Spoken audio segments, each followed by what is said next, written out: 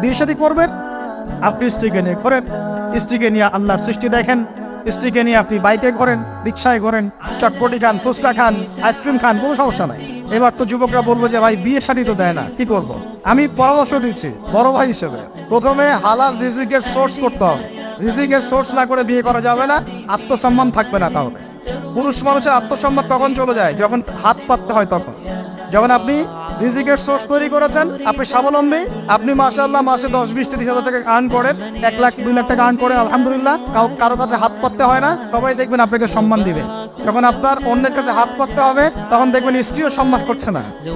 তো এই জন্য ডিগনিটি আগে, ডিগনিটি ফার্স্ট। আপনার ডিগনিটি অর্জন করতে হলে একটা হালাল উপার্জনের সোর্স লাগবে, এক। তারপরে পিতা মাতাকে বোঝানোর চেষ্টা করবেন। যদি কাউকে পছন্দ করেও থাকেন, না দেখেই বা শুনে যে হ্যাঁ ওখানে একজন দিনদার মেয়ে ইত্যাদি, তাহলে পারিবারিক ভাবে বিয়ের প্রস্তাব পাঠাবেন, নিজে পণ্ডিতি করতে যাবেন না, পারিবারিক ভাবে পাঠাবেন। যদি রাজি